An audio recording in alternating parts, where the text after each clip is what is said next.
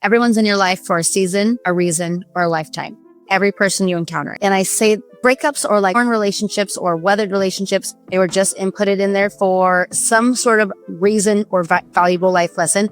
Or maybe it's just a season of hardship or a season of growth. It could be a year, it could be months, it could be quite a few years. Or then you have those solid people that are in your life for a lifetime. Mainstream mental health is flawed, and I'm pulling back the curtain. I'm Andrea Clark, a former family therapist who walked away from the system to expose the truth. After my own journey from medication maze to holistic healing, I'm here to challenge the status quo and reveal the mental health truths most people don't know. The truth about mental health is your radical roadmap to wellness. Raw stories, expert insights, breakthrough solutions. This is where traditional modalities end and real healing begins.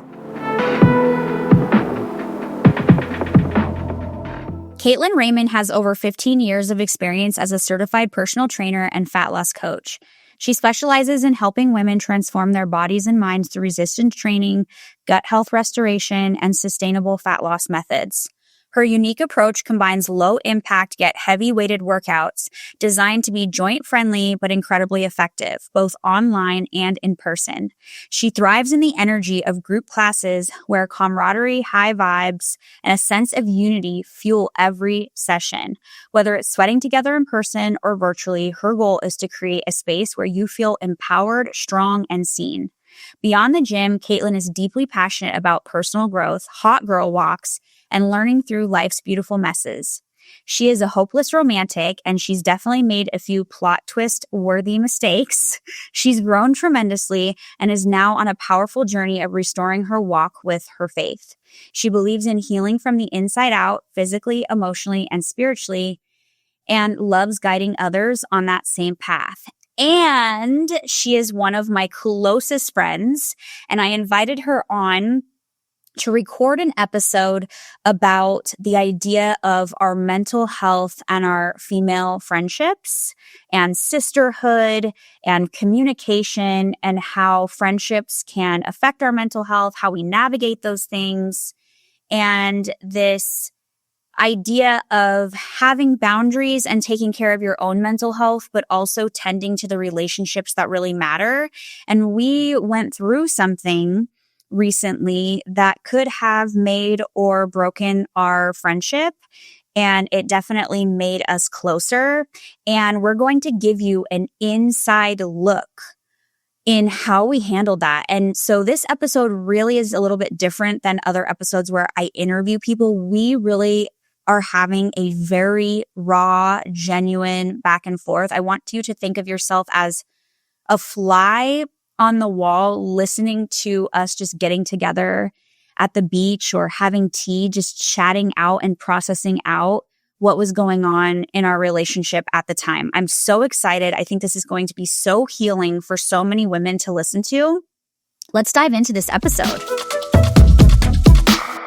All right, you guys, we're here and I'm super excited to be here with my dear friend, Caitlin. And so the way this is going to work today is you're going to get an inside, like you get to be a fly on the wall of us just talking to each other. Two really good friends who have history and also business history, just talking to each other and kind of debriefing and the things that we've learned from the obstacles we've worked through together in our friendship. And so that's really what this is going to look like, you guys. So Caitlin, welcome. Thank you. I'm so excited. You guys buckle up, get your happy juice. Not everybody listening even knows what happy juice is, just FYI. They're about to. That's so funny. So, okay, how far back do we want to go? In 1988, I was born to Tupac. Well, yeah, talk about even just our history. Like, I mean, we've been in the same circle of business starting out for, 15 years. Yeah, I guess. Oh my gosh, yeah, like 15 years. Yeah, so part of why we wanted to do this is because there's relationships you go the distance with and there's relationships you don't. And there's times where somebody, puts themselves out on a limb and shares how they're feeling about something in the friendship. And maybe the other person doesn't receive it well or doesn't agree and doesn't think that that needs to get worked through. Like relationships are labor times, right? It's not always sunshine and rainbows when you have a long-term relationship with friendship, specifically like female friendship is what we're talking about here, and mental health. And so that's like what we're talking about, right? Is we're going to really pick this apart. And yeah, we've known each other for 15 years, but we didn't really get close until how long? 3 years ago? I think we're at 4 years now. Wow. Yeah, it was a thing about 4 years. Yes. And yeah, so that's crazy that we've been in the same circle of people more from a business standpoint for 15 years. And I don't even know if you like really knew who I was, but I definitely knew who you were. You were. Oh, okay. Yay. Yeah. And, but then, yeah, definitely, down the line, stepping into a second business together. And then just because we're two peas in a pod, end up becoming friends. But it's like, it's interesting when sometimes when I feel like we say relationships, my mind automatically goes to just a spousal relationship, husband, wife, or, whatever that looks like. But relationships is really important in holding those relationships with your friends, with your business partners, with your sisters, with your family, in addition to with your kids, but in addition to your spouses. And just, so we were, business acquaintances and then business partners that turned into friends. But it's really interesting and really, what would I say, sacred or important to nurture each one of those relationships within our relationship, right? We have our friendship relationship. We have our deep secret type relationship. We have our business relationship. And especially I think when you're friends and business partners, and this is kind of where this all came from, or like kind of stemmed from, it's like, it's really important to nurture and respect both of those different hats that you're wearing. Yeah, that's first of all, explain secret relationship. What I feel like you and I are pretty raw with our communication, and like I feel like I could come to you and tell you anything, which I have a lot of friends, but not a lot of friends that I could spill the worst tea to, even like the most incriminating stuff and embarrassing stuff, and you would just hold that space for me without any judgment, and vice versa. And like, I even have, super, super dear close friends, but it's like, I would just hate for them to get the wrong impression with me if I were a little bit too honest and vulnerable. And that's what I mean, like the secret relationship where it's like, we completely hold space for wherever we're at. Yeah. With whatever the situation is. Like a safety. Yes. That you could tell me you murdered somebody and I wouldn't judge. Exactly. But I did just tell you how to bury a body if you ever need to. Oh my gosh. Yeah, not every relationship has that, right? Where you can bear your shame and different things without without feeling like whatever it is, right? So we started in business together like 4 years ago. So just for people listening for context, we both sell supplements through a company called Amari Global, and it's a social selling channel. And so it also can have a team component. And for any of you who think that is whatever, it's all good. We're very cool with what we do. And because just for you to know, Caitlin, like I don't talk about that really on the podcast. So this is the first time they're hearing about this on the podcast. But I just slid it in there like down the hallway. Yeah, pretty much. So how Caitlin and I came to work together 4 years ago was she came on to become a brand partner, like an affiliate on my team. And we started working together and I started mentoring her closely. And over that, we've also formed a friendship. And I do want to say this, like when you're in business with people, you don't always become friends with them. Mm-hmm. Not every person that I'm in business with, like I consider them like a business friend or like a work friend, but I'm not bearing my soul to them, or you know what I mean? That kind of thing. And I think that's important too. And you could probably say the same for, you probably have training clients who you get super tight with, and others that yeah. There's like professional relationship. That you just know when some relationships are professional, some can be a little bit more playful, and then some are like, oh no, this is my girl. Yeah, totally. We're gonna like inside or outside of business. And actually that's kind of like where this like little bit of a muddy water with our friendship stems from, is like in or out of business, we're gonna be homies.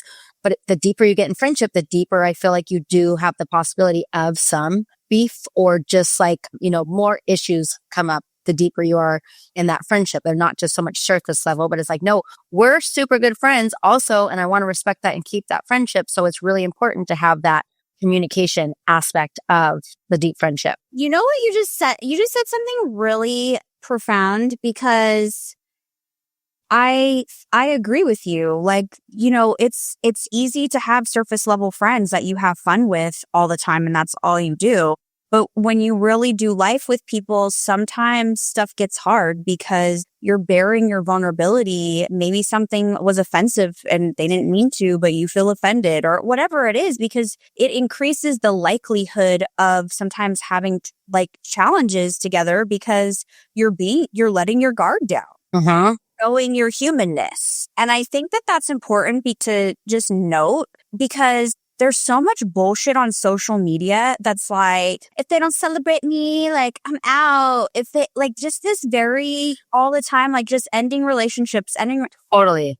and it's like, well, yeah, some relationships should be ended, but if that's your philosophy, you're never gonna have deep connections with people beyond the first obstacle. Mm-hmm. Mm-hmm. And you'll feel lonely and isolated. You know what I mean? Yeah, definitely. And it's like, if you went back to even being like, if you have like such high standards for all these people in your life and you can so easily be like, bye, bye, bye. And we absolutely should have high standards. We should seek quality relationships and quality friends. But if you're constantly like someone has all these checklists of things that if you don't meet all these requirements, this isn't working for me, it's going to be a lot harder to have good, deep-hearted, deep-rooted connection with people and communication, because then at that point, you're not like just fully loving and accepting people with an unconditional heart, loving them for their flaws and their perfections, which I think is what true friendship really is. It's like, we know that we have a heart-soul connection, so I'm going to love you for all the good and all the bad and all the ugly. And it might get rough a little bit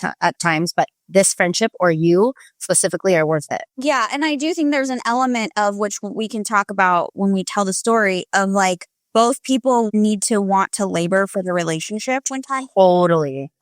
One person wants to labor and sometimes the other person doesn't.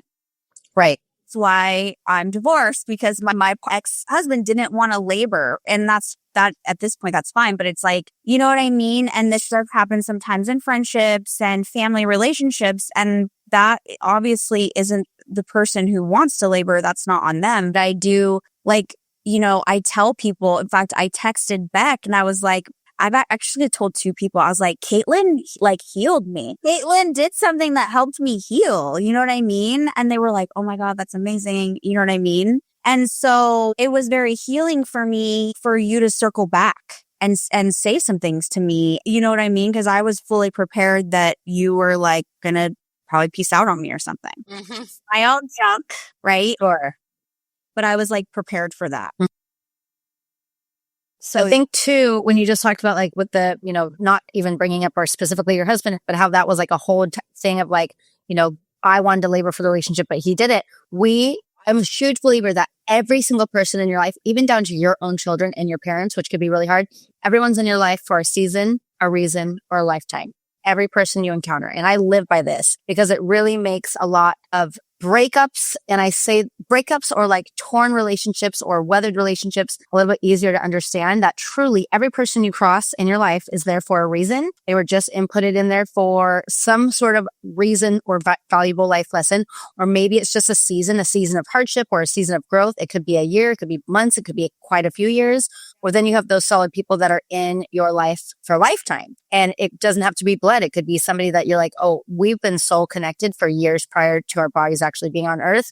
Like our souls truly do meet and we will be the lifelong, lifetime friends. But even down to like your parents, your relationships, your husbands, even your kids, it's like not everybody is meant to stick around. And I think that's a beautiful thing. We evolve and we grow, they evolve and they grow. And sometimes people grow further apart. And it's like we get so wrapped up and down that relationship broke. And yes, it's painful in the moment, but then you take a step back later and you're like, okay, that person was just there for a reason or just there for a season.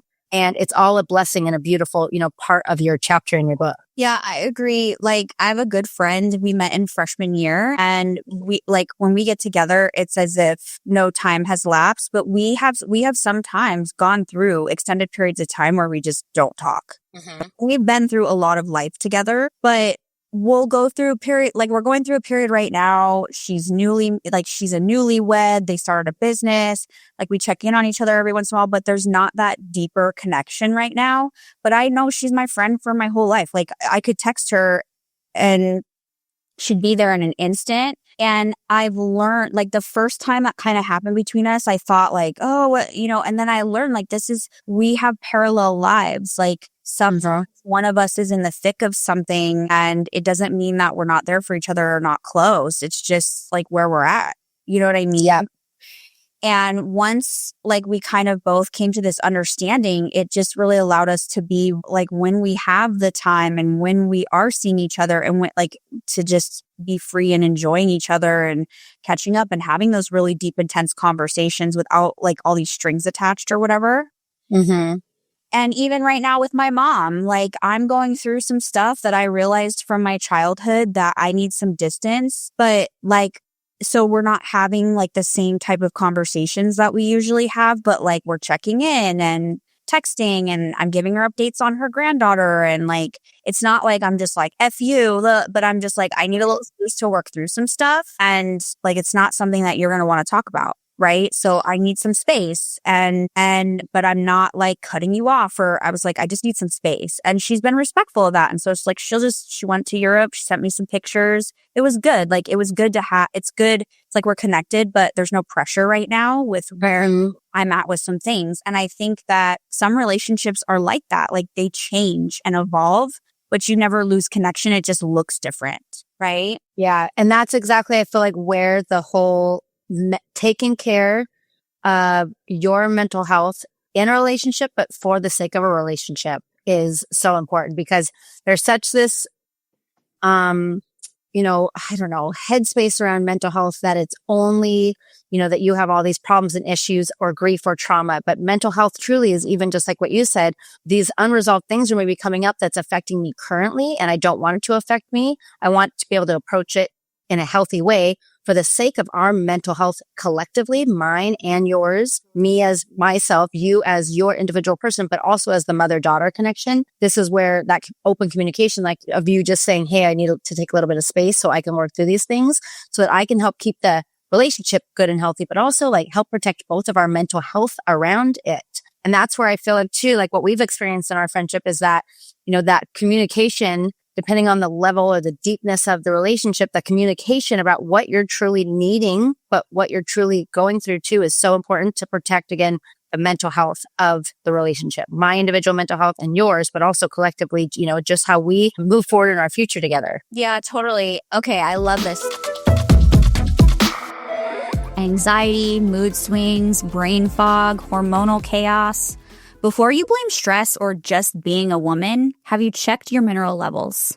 Minerals are the foundation of your mental health and hormones. Magnesium, zinc, copper, and iron control everything from your mood and energy to your cycle and stress response. But most women are walking around depleted, and they don't even know it. Here's the truth. Birth control, stress, and even pregnancy can drain your minerals, leaving you feeling anxious, exhausted, and out of balance. But no one's testing for it. When I got tested, I found several key minerals were significantly out of balance, even though I eat well and I take excellent care of myself. It was a wake-up call that changed everything for me and my health. You don't need to just deal with it. You need to get balanced. A simple at-home mineral test can give you real answers, so you can stop guessing and start healing at the root. Check out hormonehealingrd.com and use code MHM20 for $20 off your test today. You can also check the show notes for links and codes. So let's just kind of give them a little bit of a backstory. So we've been in business together 4 years, and then fast forward to how long ago did you start dating your ex? It was in December of 2023. And then I think I started coming to you as my friend, but also being the badass therapist that you are. Like in July of 2024, was like, all right, some things aren't feeling right, and you're a marriage and family therapist. I need to be able to fully tell you. And this is the thing too, like your background helps a lot, but because we have such this raw, open relationship, I just word vomited all this really disgusting stuff that was happening. And that's when things started to change in my life, but even in our friendship a little bit too, not for any matter, except for that you'd be like, stop flushing your tampon down the toilet. And I would keep, I'm like not for that advice.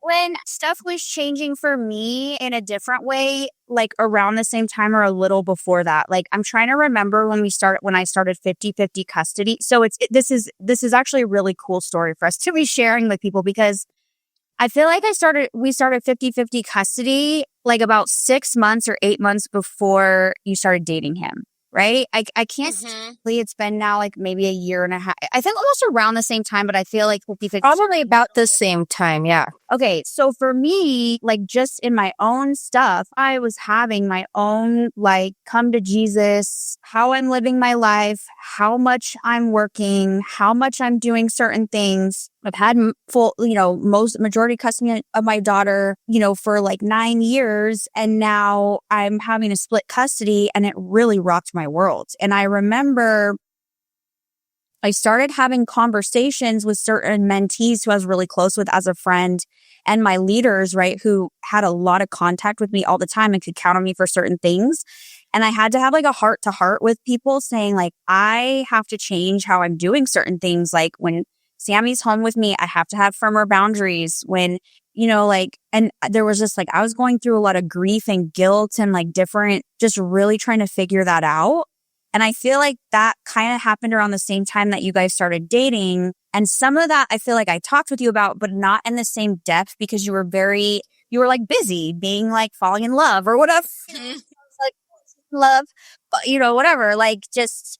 And so that was happening kind of simultaneously as well. And right. You were doing your stuff and going through your stuff. I was really going through this transformation of like, what kind of leader do I want to be? How do I want to be in my business? How much time? Like, I really want to function from my feminine energy, not this masculine space where I'm like always on for everybody and always doing. And there were some people who were kind of struggling with the transition I was making, like as a mentor and a leader, because they were used to me being a certain way. And I had a conversation with my mentor at some point, and I said to her, like, I got to this point, I was like, I have to be okay with people. This was more for business, but like, I have to be okay with people falling away if they are here for how I am. Like, if they can't shift and adapt with me, then I'm okay with people like air quote, losing people or people falling away. As if I am not okay with that, I'm going to keep functioning the way I am from this place of like scarcity and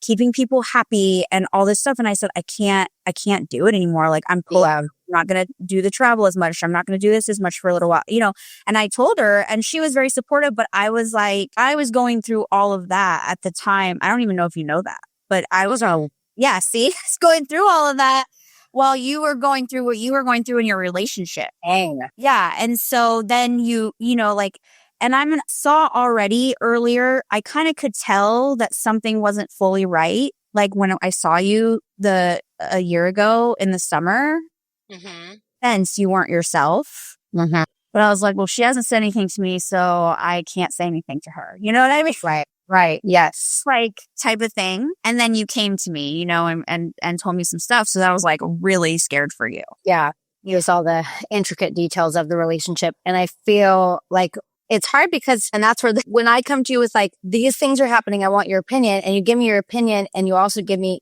your recommendation of what I should do, and I do the complete opposite. And it's like, which is what happened. And that, it's like, and I've had experiences with some of my friends before, like, do not continue to complain to me about the same situation if you're not willing to change it. I can be here for you when you are crying, but if you call and complain to me about this one more time, but you're not willing to make any changes for it, like, I just eventually have to take a step back and not only not support this, but it's like, I can't listen to this anymore because you are letting this same situation tear you down, and I'm your safe place, but I've heard it over and over and over, giving you my comfort, my suggestions, and you're just not doing anything with it. So eventually that kind of be like, in your case, you were like, I have to stop watching this happen and unravel ahead of me. I know what your heart really desires. I know what your heart's really going through. I know how you're being treated, but I'm watching you post this facade on Instagram and not listen to any of my marriage and family advice, but also my, friendship advice. And for the record, I never said to you that you didn't listen to me. Well, no, you never did. But it was like, it's like, think of it like that. I'll be honest with you. I wasn't judging you. I was bummed. I was like, yeah, like, this is not good. But I was like, it's her journey. You know what I mean? Right. But I don't know if I can watch it. It's like I'm so anxious about it. Like, I'm scared. I'm concerned for her well-being that it fucked me up a little bit. Right. And going back to you having to take care of your mental health. It's like, if I am watching, this is what this whole, like, the point of us chatting about how important it is to recognize in friendships where mental health is struggling collectively, individually, and then being honest about it. Cause it's like, if I'm doing something repeatedly that's, traumatizing you in a way that it's like, that's triggering, you're like, man, I can't watch this. Like, honoring and respecting your own mental health and taking a step back or addressing it, which is what ended up happening with us. But being able to be like, man, this is affecting me at this point. And for the sake of myself, but also our friendship, I need to take a step back. Yeah, totally. So I pulled back, like, I muted your stories for a while, but I didn't go tell you. I wasn't like, hey, Caitlin. No, I just noticed because I'm crazy about looking at who watches my stories and who doesn't. Okay, let's take a pause and be very honest. People notice stuff on social, and I actually should probably do a podcast on this. Like, there's a whole world of how we socialize on social. And for people to try to gaslight their friends and go, what do you mean? Like, I just haven't been seeing your pet. Like, bullshit. Totally. Stuff, or you're purposely ignoring stuff, or you're purposely not clapping, or you're purposely I hate that. Like, I just think it's such a lie. Like, there is a social aspect to social media where people do shit like that to each other. Mm-hmm. Try to act like with their friends, like that they're crazy for noticing. And I'm like, bro, give me a break. Yeah. Yes. And so when you asked me, I was really honest with you. I wasn't going to be like, what do you mean? Like, no. I mean, that's the lamest thing ever. Like, I was like, hey, well, first off, you missed my birthday. And I was like, oh, okay, now something's going on because you didn't see it. That was posting that other people had posted about my birthday. And so then I'm like, okay, now I know. So then I was like, every day, like, did she watch my things? Did you watch my story? And then I'm sorry I put you through that, by the way. I mean, it's like, but I want you to accepted. Let me say that. Apology accepted. I just was, first of all, in my own world with all this 50-50. I wasn't online as much, but then I also did mute your stories for my mental health. But like, I'm sorry I put you through that, because I know that was upsetting for you. Like, it would be upsetting for me too. I've had things like that happen to me in friendships. Yeah. I mean, I totally respect and understand that needing to do it for yourself. And it's interesting. It's like, where would that conversation have stemmed from, right? Had I not known that I was even bugging you or whatever, you couldn't watch my stories because I was like stuck in this relationship that was not serving me, that was actually really ripping me apart. And you're just standing by watching it happen, even with all your advice. It's like, when we talk about protecting our mental health, where do you then go from there? Being like, hey, what's up, girl? We haven't talked in quite a while because I'm secretly kind of going through like some stuff where I can't, really watch your stories. But FYI, I'm going to mute your stories, because that's not how it felt in your heart, right? It was like, I just need to do this. But then it's like, if you're honest with that person, do they take it as, I'm just going to let you know that I'm going to mute your stories? Even that's how it would be received, even if that's not how you meant it. So it's like, well, then weird if I went out of my way to say something. Like, I didn't want you to think I was being disapproving or judging or. Right.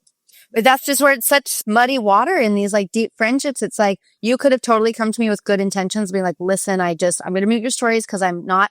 And I would have been like, wait, what? My stories are triggering you? And then this is where, that openness in communication, even in relationships, but in friendships, it's like, wait, let's talk about this. What was it that's triggering? And then, but like you were saying, you were going through all this stuff with the 50-50 custody kind of like not turning out in your favor, to where maybe you weren't even in the right headspace to have the conversation. And so it's like, do you just protect yourself and do what you did, mute the stories, and then deal with it later? Or, it's interesting when you really get into these deep connections with people.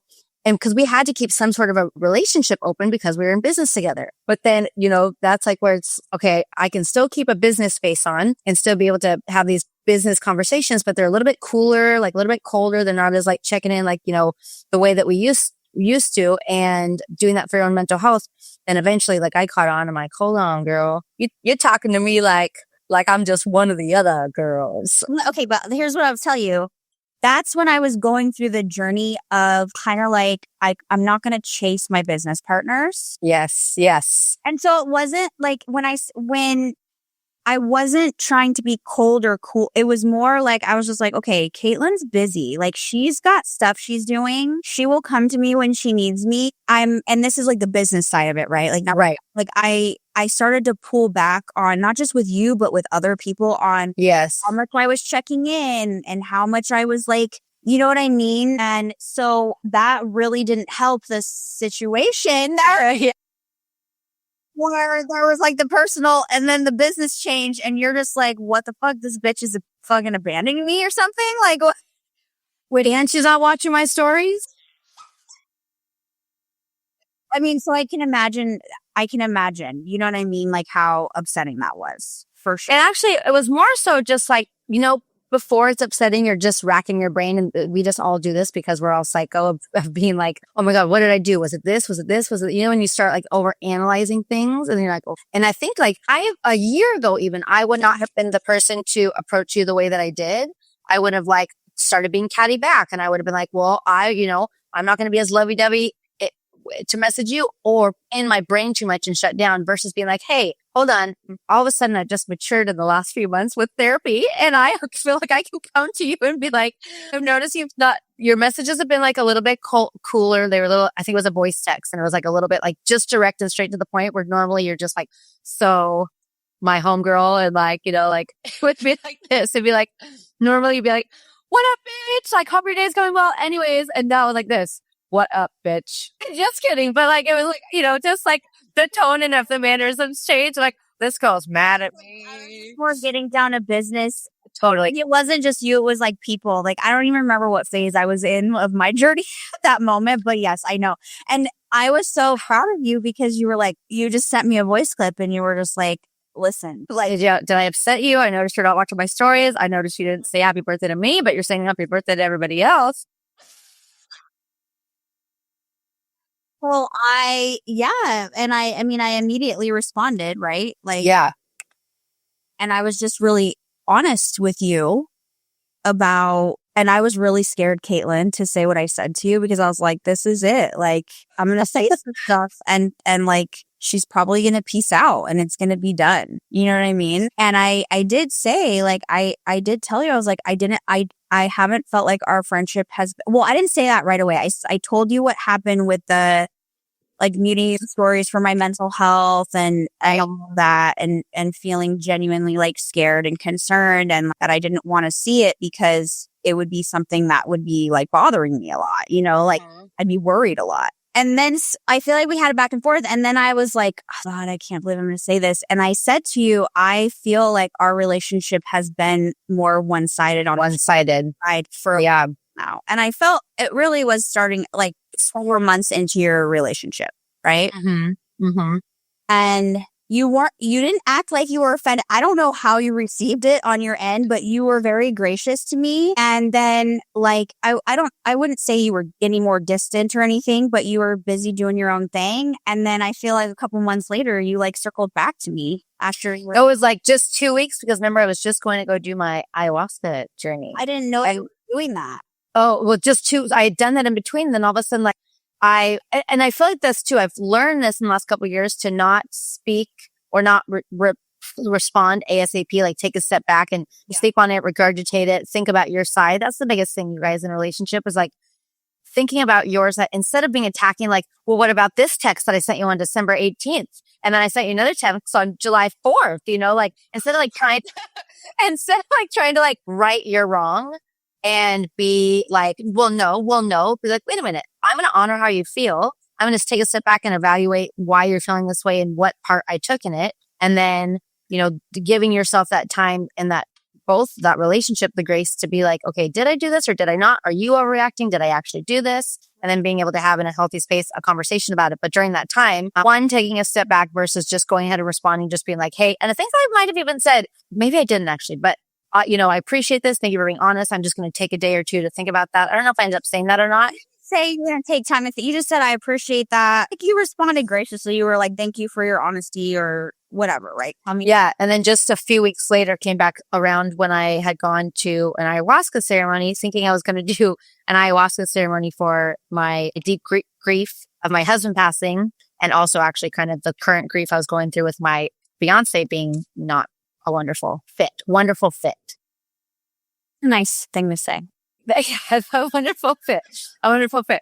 And then it turns out I actually, through that process, was able to really come to terms with the darkest parts of myself, which is that sometimes I am very much all about me and put my needs ahead of others. And then I'm not gracious at times to be able to really look at the darker parts of me and how that affects other people. And I immediately just go to defending myself instead of trying to problem solve or apologize and work through it together. Which is like human nature, right? Like we all have those Yes. inside of us. Yeah, totally. Yeah. Yeah. So you tell us about your ayahuasca.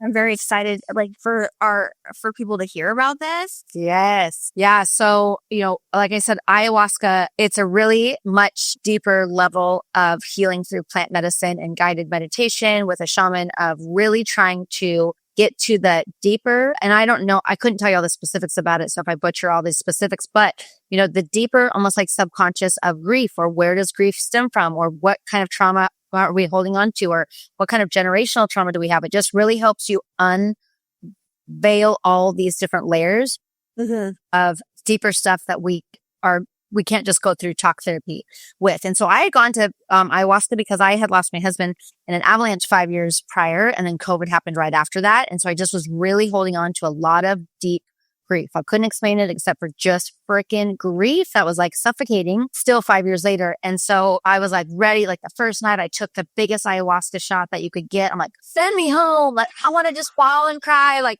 let's go. They're like, how much do you want? Small, medium, or large? And all large. Like, give me the large. I'm ready to go to the middle. I'm ready to face all my demons. Like, let's do this. I'm prepared to bawl my eyes out. Because you purge in many different ways. During ayahuasca, it could be tears, it could be giggling, it could be laughing, it could be coughing, it could be sneezing. It's typically vomiting, or I was going to say, you need to go to the bathroom. Yeah. Yeah. So I'm like prepared. Yeah. Yes. You purge. So I'm prepared to take such a big dose that they tell you to bring a yogurt container so that you have something to purge in. I brought a 5-gallon bucket. I just never done this before, you guys. I was prepared. Yeah. From both ends. Like, if I need to sit on that bucket and hold something, like, I was just ready to let it go and get all this stuff out. And so it doesn't happen that way for those of you who are like, oh, I'm definitely not going to do ayahuasca now. It absolutely does not happen that way. You don't we thought we'd be in a circle, just all shit in our pants uncontrollably. It's not how it happens at all. But I was just ready to like let go of all this deep stuff. I thought I was going to come out I thought maybe my color was going to change on my whole body. Like, it's like a different hue of a person or whatever. I just was like really hopeful. And I won't, not to say none of that happened, but it just happened in a deeper sense. It was like, I went through this mirror of myself of really seeing, through the ayahuasca journey that all the darkest parts of me, but also where all these darkest parts have stemmed from. They've stemmed from a way that I was treated. And these are just general examples, but from a way that I was treated, from experience I had, at a certain age, from the way I experienced through my eyes, how another verbal communication happened, maybe from a way that, you were, I don't know, unloved, or you were touched, or it could be so many different things. But it's like, I really got to see all the dark sides of me and put a visual to why I act that way. Through ayahuasca, I was really able to be like, oh my gosh, this happened when I was 4 years old. That's why now I immediately go into this, defense mechanism. It was like all of a sudden, if I was taking a puzzle or got to connect the dot situation, and during that journey, seeing all the dark sides of me that I'm like, oh, these are like icky. I do not like these sides of me. But then also being like, I'm like this because this happened and I had no idea. I'm like this because I experienced this and I've shoved it under the carpet and I don't remember that anymore. So just going through all these, like, because then once you get to those parts of yourself, it's really great to identify, but then you can have self-forgiveness. Yeah. Forgiveness of like those parts that you don't want any longer. Forgiveness of when you were that particular person in the situation, so that you can move forward and not act upon those parts anymore or be that person anymore. And that's exactly what happened in our situation. It's like, girl, you're calling me out for something. And actually, I did do that 100%. And I could never realize it. Well, one, without you telling me, but two, with also me being able to be like, I do have that tendency of, making relationships one-sided. I put myself on a pedestal and kind of being all about me and my needs. Well, that's not a relationship. These damn head bops keep falling out. I have the slipperiest of ears. And so, being able to acknowledge these things that you said about me, but be able to take a look inside and be like, damn, I do that. And I don't want to be like that anymore. So there's, I'm going to butcher this too, but ho'oponopono. Yeah, it means, I forgive you. I forgive me. Do you forgive you? Do you forgive me? And that was a big part of it too, is just like, being able, I think that's all it takes, you guys, being able to acknowledge this dark part of myself. And for your sake, I'm sorry I did this. I don't want to do this anymore. And blank, I'm going to turn the page and be a new chapter of not acting that way anymore. Because of self-forgiveness, radical forgiveness. Yeah, that's incredible. I don't know if I'm going to do ayahuasca, if I'm going to barf. I mean, I'm fine to shit myself, but like barf, I don't know, Caitlin. I don't know. It's very healing. It feels very good to let that go. I mean, the only thing I will say is like you're in a big circle, the group, right? And we're all on these nests or what they call, but all on these little beds, and people are just going, doing their thing. Projectile vomiting very loud next to you. And that's the only, but it's like such a safe container. And it's like, that it's all purging to let all these deep, toxins in our deepest layer of our connective tissue out. Wait, did you? And did I throw up? Yeah. Oh, girl. Oh, yes. So much. It's kind. You can't. Wait, did you shit? No, I never shit myself, and I never actually. No, I never actually ended up being in that position either. I already have gut issues, guys. So like, if I would have shitted myself, it's like, that's a daily Caitlin experience. And it's like, it's not that big of a deal. But no, I thought in ayahuasca, it was going to be like uncontrollable. And that's not it. You ask for help. They help you get up. They take you to the bathroom. And then with the vomiting, you're kind of getting nauseous. You can feel it. So you're just sitting there, deep breathing with your bucket underneath if you've got your head like this. And then, you vomit and you feel 20 million times better. It's like literally this gunk of weight, like how we feel like weights lifted off our shoulders. This is physical weight that's deep embedded in our body, in our bones, in our joints, and the deepest level of our memory and a connective tissue. And when you purge it or release it, even like through the tears, I had a big hyperventilating cry session. I was the most euphoric release of just this deep, deep, deep grief. And, purging comes in all those different ways. And if you think about feeling like something that's just weighed you down so heavily for so long, that purging is a true release. It's like such a gift to your body to be able to release that toxic energy that you're just been holding on to for so long. That's incredible. You should definitely do it. You would. I think everybody should do it. Doing it. I mean, you can tell me more offline, but like, I think I'd be scared. I'd be nauseous the whole time. Are you not?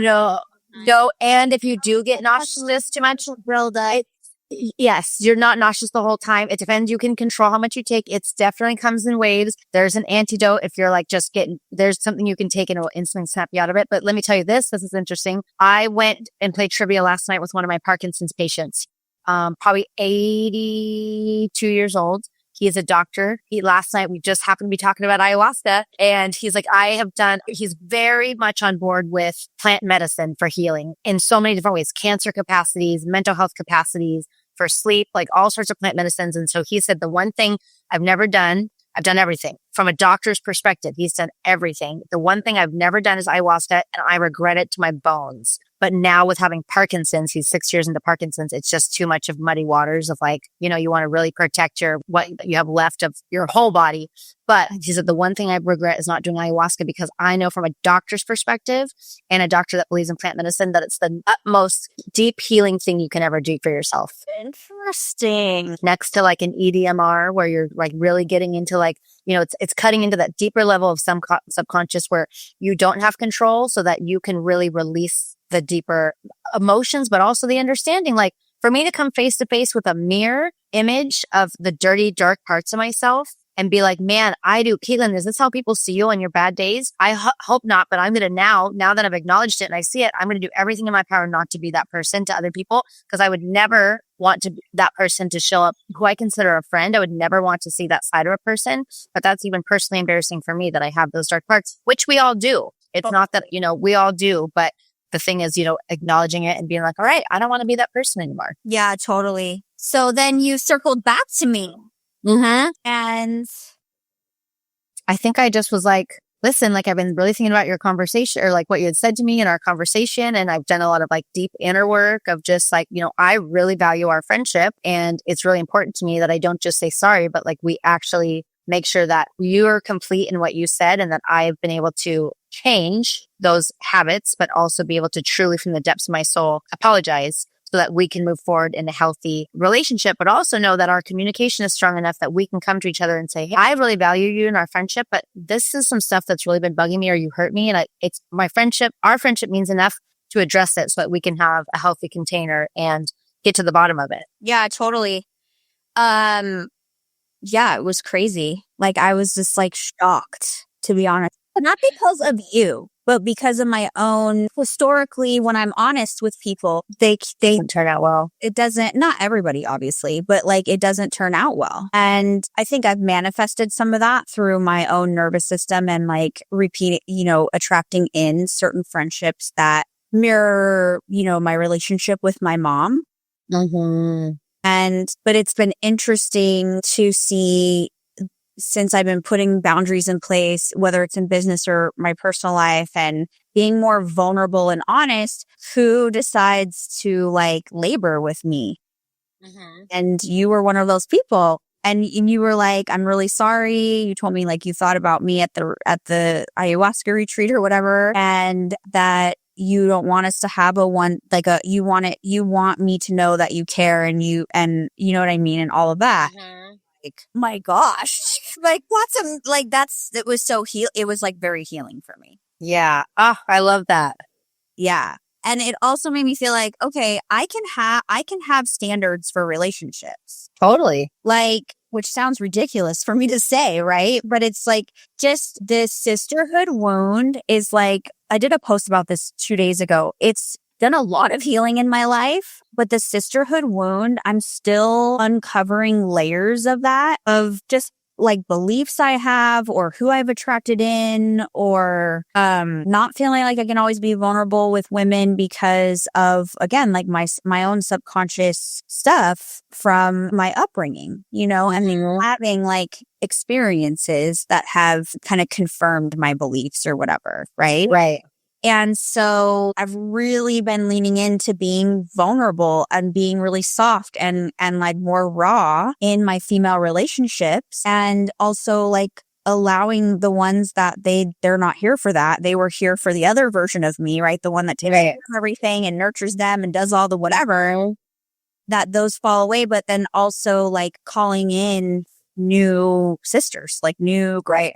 And remember, a season, a reason, a lifetime. Yeah. And it's all okay. It's like, some people aren't let's see, how do I say this so kindly? Because I don't mean it to be mean to anybody at all.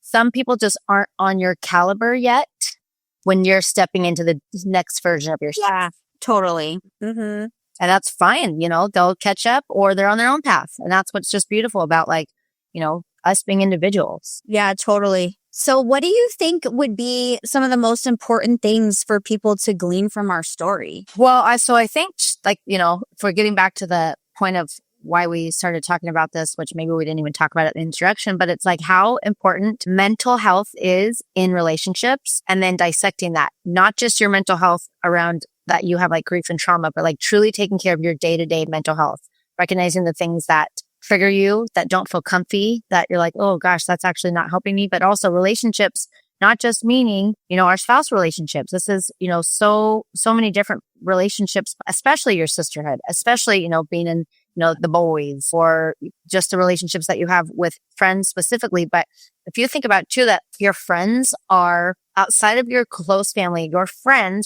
circle is the one that you're most closely connected with, talking to all the time, texting, sending memes. So to really be on point with both of your mental health, like nurturing your mental health for the safety and the overall health of the relationship, that, that starts with clear communication, really honest communication about where things are standing. If there's a problem, it doesn't mean you have to do a check-in weekly, like, so how are we this week? So how are we this week? But if there's an issue, just like instead of just nip it in the bud or whatever that they say, hey, this is not feeling good and cozy to me, and I want to address it for the health of our relationship. But also, I'm going through this right now. I've got a friend I have to have a conversation with. She really hurt my feelings 2 days ago. It was on Saturday and it's Tuesday, and it's eating me alive that I haven't said anything. But it's like, I'm, don't know how it's going to go, but it's on a day-to-day basis. It is draining my mental health right now, because I know once I have the conversation with her, if we have the friendship I think we have, we're going to talk about it, squash it, and move on. But because I'm not protecting or taking care of my mental health right now and holding on to this because I have so much anxiety to talk to her, it's like, bleeding into my sleep. It's bleeding into my concentration. She's been texting me being like, what's up, girl? And I'm just like, I know. I was thinking this morning, I'm like, you're literally doing a podcast today on mental health in friendships.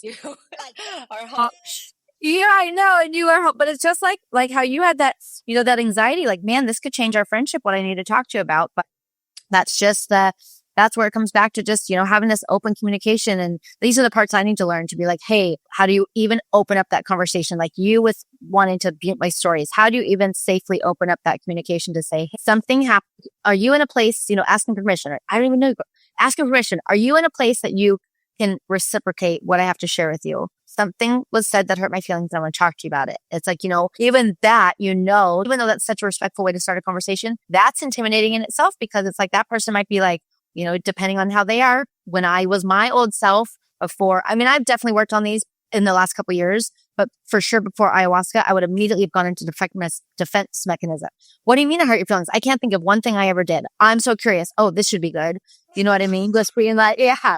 Instead of being like, now we call her Caitlin 2.0, or at this point, Caitlin 7.0. I've gone through so many versions of myself. I'd be like, oh my gosh, like share it with me, girlfriend. Like what? I'm in an open space. Thanks for asking permission first to make sure I'm in a good mental space today to receive this and be able to talk about it. But it's a whole. You can say, hey, I have something that's really important to me and a little bit like kind of serious to talk. Like, are you in a spot where you can have that kind of conversation? Yeah. Yeah. And I do want to say this for all of our listeners, that no matter what relationship you think you have, sometimes you are taking every time you're taking a relational risk, and sometimes it doesn't turn out well. Like I took a relational risk probably 6 to 8 weeks ago with somebody who I thought not that I didn't assume how they were going to respond in a sense of like, oh yeah, you're 100% right or something, but more just like, oh yeah, like it will be no issue that I'm going to share how something is affecting me. And it was a huge issue that I shared it. I was actually shocked by how they responded to me. Like very uncharacteristic. And we've kind of, smoothed it over, but it hasn't actually been addressed or resolved. Like the thing that I said that was affecting me, and then also how they responded to me, none of that's actually been resolved. It's kind of been like, well, I love you. And there's like there's distance. Big elephant in the room. Yeah. And right now, like, I'm just kind of like, okay with it. I'm shocked that it actually went that way, to be really honest. And so I think that this is important, is like part of mental health and relationships is it's not that you go in guns a-blazing and you're like, well, if they don't agree, I'm out. But it's more like, if I'm willing to take this risk for what's important to me and how I want to be loved or treated or whatever, like how I want to be, the boundaries I want to have or whatever, you have to be okay with people not always seeing eye to eye. Be prepared to maybe let that person go or have that gap in time for a while, whatever it is. Like, I think that's what can make conflict healthier, is that, at least this is my opinion for me. It's like when I go in, I think I was more devastated because I assumed she and I would like work it out and smooth it over. And then I was just like totally taken aback by how she responded to me. And so with you, I was like, hey, she may not like what I say, and this may mean distance or potentially our relationship looking different or whatever. And I was sad, but I was like, I have to be okay. I have to be okay with however she responds. The outcome. Figure it out. And I didn't think that way going into the other one. Right? And I set myself up for more upset in a way. Does that make sense? Yes. More disappointment. So some of it is also like in relationships, it's managing your own expectations. It doesn't mean you have to take shit. It's just more, I'm mistreating you, but it's more like, okay, they might not give me the apology I'm looking for. They might not, they might not validate me. They might not. And if that happens, like, am I okay with how the chips fall? Right. And I think that relationships, even the really long-term ones, are full of risks. When we're having these things that could, cause a little bit of a stirring between people. And I think it's being okay with this might not go exactly how I hope it goes, but I'm doing what I think is right for myself and also for them, whether they agree or not. Like, it's important for them to know maybe how something they're doing is affecting me. Mm-hmm. For sure. You know what I mean? Yeah. Yeah. And two, like holding space or for wherever they are, you know, because you don't know what maybe she was going through that day or that week that made her react like that. And was just like, you know, I said what I needed to say to get this off my chest so that we can move forward in it. I'm just going to love you for where you are. And, you know, I did my part. We can recircle or revisit this a couple weeks later. And maybe it's like, this is where you, when you're honest in these relationships, this is where you start to get down and honest with yourself too. Get to find out if people are there for a season, a reason, or a lifetime.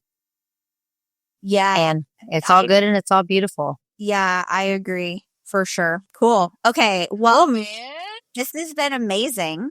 Yeah.